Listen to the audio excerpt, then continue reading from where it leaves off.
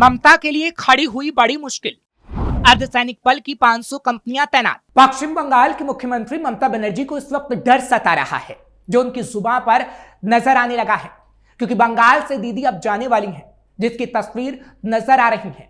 क्योंकि ममता बनर्जी का कच्चा चिट्ठा खुल चुका है कि कैसे उन्होंने इलेक्शन कमीशन को बदनाम किया, कई एजेंसियों को बदनाम किया और उसकी आड़ में अपने कारनामों को छुपा लिया।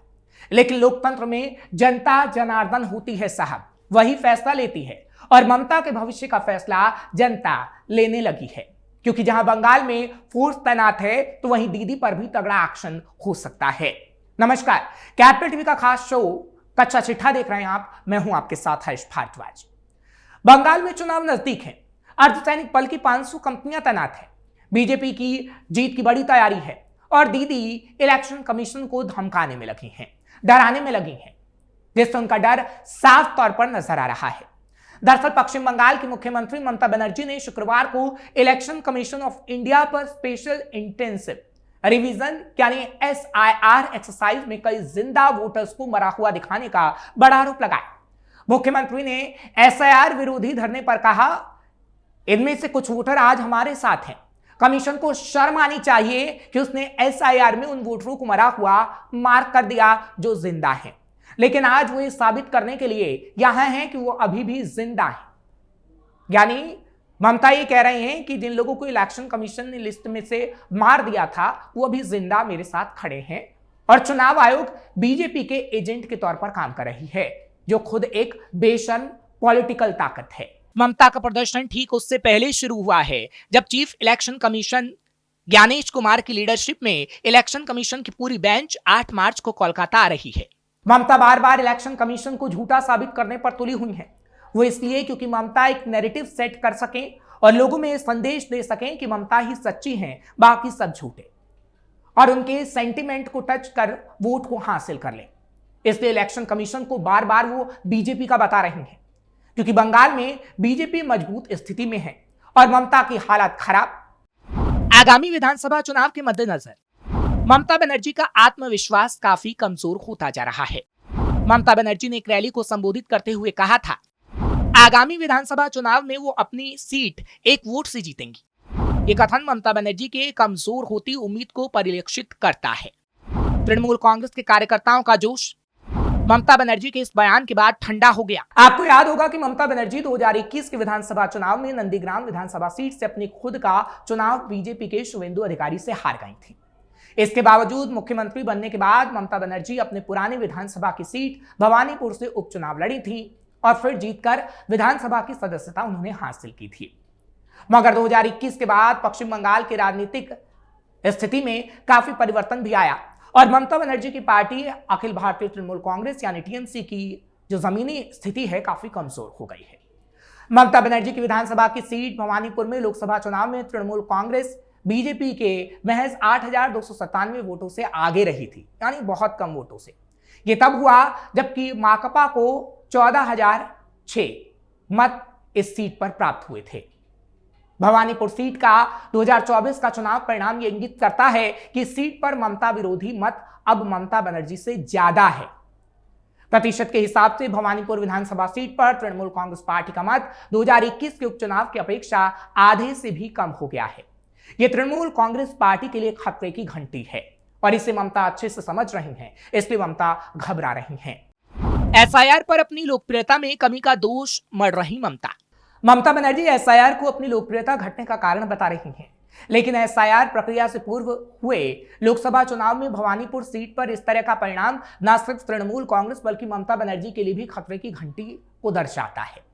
ममता बनर्जी के इस घटते राजनीतिक वजूद के मद्देनजर 3 फरवरी को, यानी जब पिछला विधानसभा चुनाव था, तो हमने बताया था कि इस बार ममता बनर्जी एक नहीं बल्कि 2 विधानसभा की सीटों से चुनाव लड़ेंगी, जो उनका डर बता रहा था और वैसा ही हुआ था। कोई भी मुख्यमंत्री अगर 2 सीटों से विधानसभा का चुनाव लड़ता है तो उस पार्टी और मुख्यमंत्री के चुनाव हारने की ज्यादा संभावना बनती है। इसको लेकर हम आपको कुछ एग्जाम्पल भी देते हैं। 2024 में ओडिशा में 5 बार के मुख्यमंत्री नवीन पटनायक 2 सीटों से चुनाव लड़े और 1 सीट से चुनाव हारने के साथ ही उनकी पार्टी भी सत्ता से बेदखल हो गई थी। 2005 में हरियाणा में तत्कालीन ओम प्रकाश चौटाला 2 सीटों रोरी और नरवाना से चुनाव लड़े और नरवाना विधानसभा सीट से रणदीप सुरजेवाला से चुनाव हार गए। ओम प्रकाश चौटाला की पार्टी इंडियन नेशनल लोकदल भी चुनाव हार गई थी। इस तरह ही तेलंगाना में 2023 के विधानसभा चुनाव में तत्कालीन मुख्यमंत्री के चंद्रशेखर राव गजवेल और कामारेड्डी 2 विधानसभा सीटों से चुनाव लड़े और कामारेड्डी से खुद का चुनाव हार गए और उनकी पार्टी भारत राष्ट्र समिति भी बुरी तरह चुनाव में हार गई। 2022 में पंजाब के तत्कालीन मुख्यमंत्री चरणजीत सिंह चन्नी 2 सीटों चमकौर साहिब और भदौर से चुनाव लड़े और दोनों सीटों से चुनाव हार गए। कांग्रेस पूरी तरीके से पराजित हो गई। उत्तराखंड में भी 2017 में तत्कालीन मुख्यमंत्री हरीश रावत ने हरिद्वार ग्रामीण और किच्छा विधानसभा सीटों से चुनाव लड़ा और दोनों सीटों से चुनाव हार गए। इतना ही नहीं बल्कि रावत की पार्टी कांग्रेस पार्टी भी 2017 में चुनाव हार गई थी। बंगाल में बीजेपी ने अपनी जमीन की मजबूत। अब ममता की दूसरी वजह बताते हैं कि आखिर वो डर क्यों रही है, क्योंकि बीजेपी ने पश्चिम बंगाल के लिए अपनी जमीन को काफी मजबूत कर लिया है। बीजेपी के कार्यकर्ता और समर्थक ममता बनर्जी का 2021 में नंदीग्राम में शुवेंदु अधिकारी द्वारा चुनाव में हारना एक बड़ी आगामी विधानसभा चुनाव में बीजेपी के लिए सबसे बड़ा राजनीतिक मुद्दा होगा। इतना ही नहीं बल्कि 2021 में चुनाव हारना और भवानीपुर विधानसभा सीट पर लोकसभा चुनाव में कमजोर प्रदर्शन का असर ममता बनर्जी के चुनावी दौरे पर भी पड़ेगा और ममता बनर्जी ज्यादा समय अपने सीट पर ही प्रचार करती नजर आएंगी। इससे भी तृणमूल कांग्रेस पार्टी के चुनावी प्रदर्शन पर असर पड़ेगा। वहीं दूसरी तरफ 14 मार्च को कोलकाता के ऐतिहासिक ब्रिगेड परेड ग्राउंड में प्रधानमंत्री नरेंद्र मोदी की बड़ी रैली होने वाली है और इससे पश्चिम बंगाल में बीजेपी के अगले राजनीतिक अभियान की शुरुआत माना जा रहा है। बीजेपी 2019 और 2021 में मिले राजनीतिक विस्तार को और मजबूत करने की रणनीति बना रही है, लेकिन इस बार हालात पहले से अलग है। एक तरफ वोटर लिस्ट में संशोधन को लेकर विवाद गरमाया हुआ है, तो दूसरी तरफ राज्य की राजनीति में अल्पसंख्यक वोट बड़ा फैक्टर बने हुए हैं। बीजेपी की कोशिश है कि वो विकास और कल्याण योजनाओं के बड़े पैकेज का वादा कर ममता बनर्जी की अगुवाई वाली तृणमूल कांग्रेस सरकार की नगद सहायता योजना को चुनौती दे सके। दरअसल प्रधानमंत्री की यह रैली पूरे राज्य में निकाली गई 9 परिवर्तन यात्राओं के बाद हो रही है और इससे बंगाल में राजनीतिक लामबंदी के अगले चरण का लॉन्च पैड माना जा रहा है।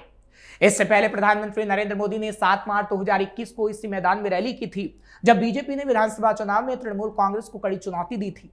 तब से पार्टी लगातार यह समीक्षा कर रही है कि क्या काम आया और क्या नहीं।